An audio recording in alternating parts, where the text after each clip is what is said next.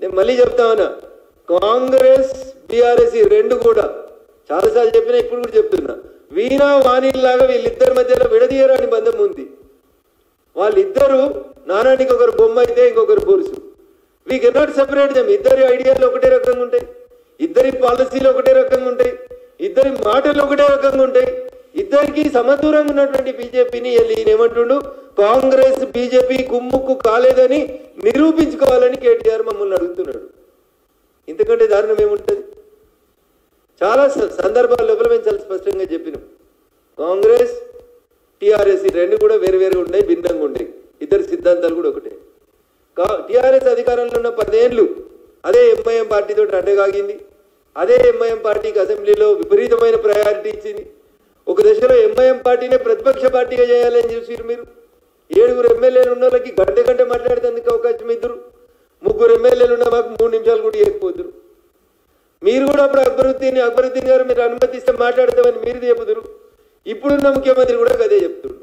ఒకవేళ అక్బరుద్దీన్ ఓవైసీ గారు అనుమతిస్తే నేను తెలుగులో మాట్లాడతా అని చెప్తున్నాడు. అందుకనే మీరు అధికారంలో ఉన్న 10 సంవత్సరాల్లో కూడా మీరు చేసిన అవే పొరపాట్లు ఇవాళ అధికారంలోకి వచ్చినటువంటి కాంగ్రెస్ పార్టీ రేవంత్ సర్కార్ కూడా అవే పొరపాటు చేస్తా ఉంది.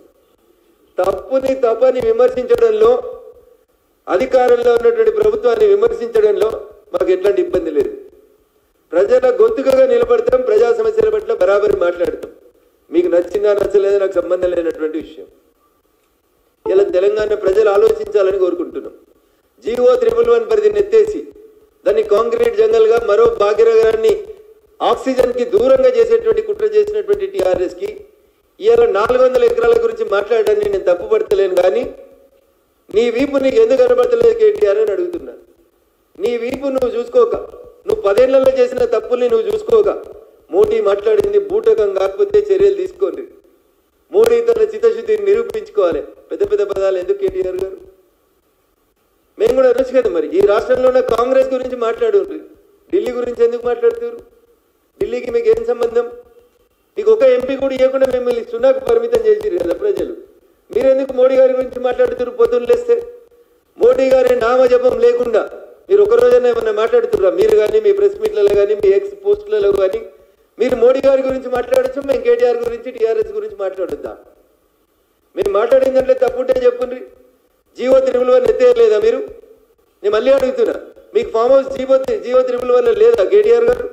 కేవలం 10% మాత్రమే కన్స్ట్రక్షన్ చేయాలన్నటువంటి GO 311 ఎత్తేసి దాన్ని కాంక్రీట్ జంగల్గా మీరు అనుమతులు ఇచ్చుకుంటూ పోలేదా? ఫామ్ హౌస్ లేని ఎవరికి GO 311లో? కేటీఆర్ గారికి లేదా? హరీష్ రావు గారికి లేదా? కవలకుంట్ల కవిత గారికి లేదా? ఇంకెంతమంది ఎమ్మెల్యేలకు ఉందో, ఎంతమంది మాజీ మంత్రులకు ఉందో ఒకసారి లిస్ట్ ఇవ్వమంటే ఇస్తాం. GO 311 విధ్వంసం జరగాల్సిందేనా?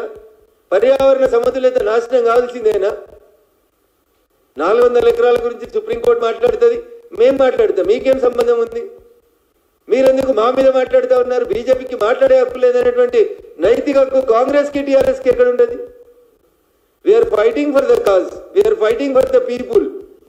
తెలంగాణ రాష్ట్ర ప్రజల గొంతుకగా మేము నిలబడి మాట్లాడుతూ ఉంటే నీకు అవకాశం ఉన్నప్పుడల్లా అవకాశం ఉన్న రీతిలో మాట మార్చింది నువ్వు.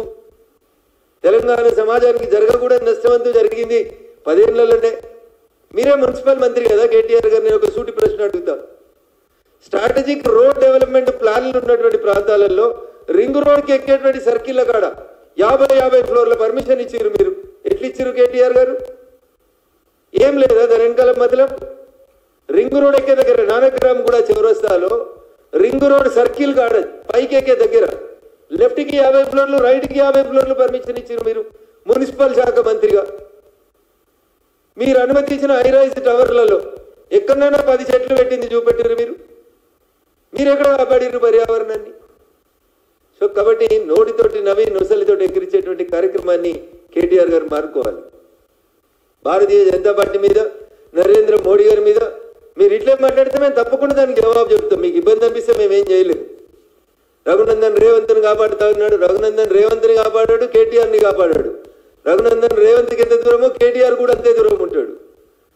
మీరు అధికారంలో ఉన్నప్పుడు చేసిన తప్పుల్ని కూడా మొదటి నుంచి ప్రశ్నించింది మా దుబ్బాక ప్రజల ఆశీస్సులతో. ఇదే రఘునందన్ రావు దుబ్బాక ఎమ్మెల్యేగా మాట్లాడాడు.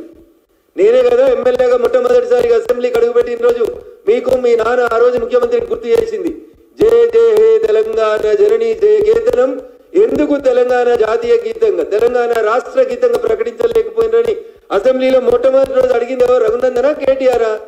అప్పటిదాకా 7 ఏళ్ళు అధికారాన్ని అనుభవించి తెలంగాణ ఉద్యమ సమయంలో వాడిన జయ జయ తెలంగాణ జయకేతనం అనే గీతాన్ని మీరు ఆ రోజు అసెంబ్లీలో ఆలపించకపోతే ఇదే రఘునందన్ ఆ రోజు మీరు అధికారంలో ఉన్నప్పుడు అడిగిండు.